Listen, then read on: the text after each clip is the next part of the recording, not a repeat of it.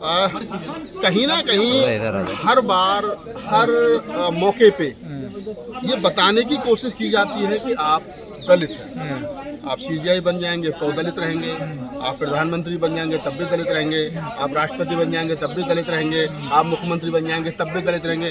आपको वो ये हर बार अवगत कराना चाह रहे हैं कि आपका स्थान जो सीजीआई बनने के बावजूद भी वो ये वाला है। अब रहा सवाल सनातन का अपमान नहीं सहेगा हिंदुस्तान, जो नारे लगाए गए हैं, तो उस मूर्ख आदमी से जिसने सीजीआई साहब की तरफ जूता फेंका, राकेश कौशल शायद उसका नाम है, राकेश किशोर, उससे ये पूछा जाए कम से कम कि भाई सनातन का अपमान नहीं सहेगा हिंदुस्तान, तो सनातन का कौन सा अपमान कर दिया? अगर सीजीआई गवई साहब ने ये कहा है, क्या नाम है, खजुराहो की मूर्ति के बारे में, विष्णु की मूर्ति के बारे में ये कहा गया कि आप भगवान के इतने बड़े भक्त हो तो भगवान से खुद ही जाकर के प्रार्थना कीजिए, तो इसमें कौन सी गलत बात है? आप अगर भगवान में, आपके भगवान में ताकत है, आपके भगवान में बहुत ज्यादा शक्ति है, तो आप मंदिरों का दरवाजा खटखटाइए ना।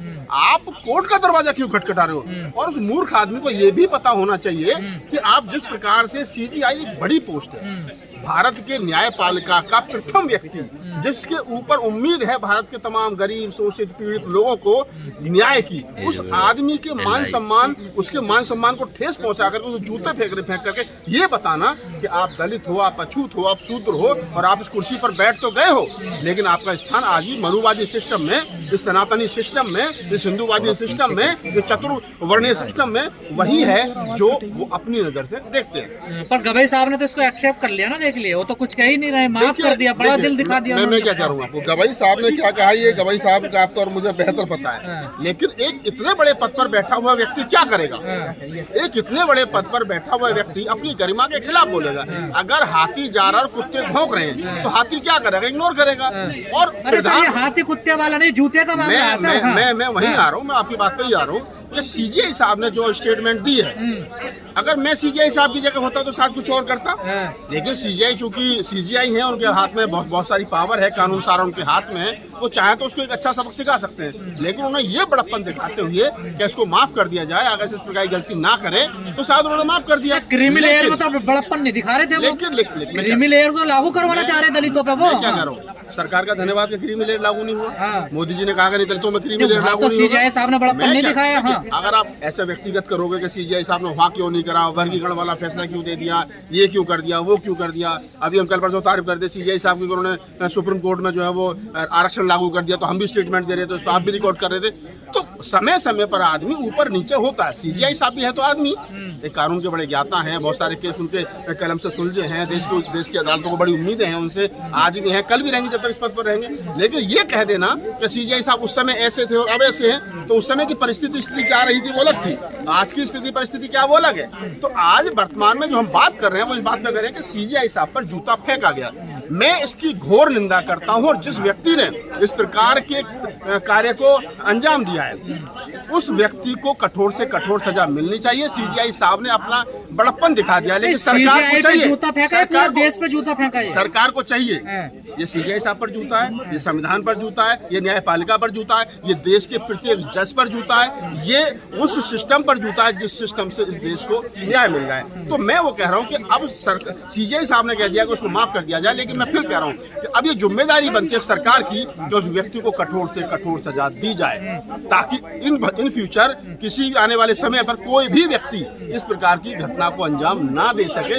ये है, नहीं तो सजा दे दी ना, आज यहाँ पर सजा दे तो दी, जूता वापस कर दिया। मैं बता रहा हूँ, आज जितने लोग यहाँ पर इकट्ठा हुए हैं वो तमाम बुद्धिजीवी लोग हैं, तमाम इंटेलेक्चुअल हैं, दलित समाज के, ओबीसी समाज के महिलाएं, वो जो 90% आवाम है, SC ST OBC, वो आवाम आज यहाँ इकट्ठा हुआ है, जिनके पीछे लाखों लोग हैं। एक दबाव बनाने की कोशिश की जा रही है कि वो उसको सजा मिले, और ये दबाव बनाने की कोशिश की जा रही है कि आने वाले समय पर इस प्रकार की घटनाओं को अंजाम ना दिया जाए। लेकिन फिर भी मैं अपने तमाम जो हमारे समाज के लोग हैं उनको बता दूं कि ये जो सिस्टम है, सीजीआई साहब जिस दिन सीजीआई बने तो बताया गया साहब पहले दलित बुद्धिस्ट, दलित दूसरे बुद्धिस्ट पहले, तो पहले तो यही लोगों को समझने में काफी लंबा समय लगा कि दलित तो चलो पहले केजरीवाल साहब रहे, अब दूसरे दलित हो गए, ये हो गए, अब क्या नाम है बुद्धिस्ट भी है। तो एक तो दलित और ऊपर से बुद्धिस्ट, एक तो करेला और ऊपर से नीम चढ़ा, तो बर्दाश्त कैसे हो इन लोगों को?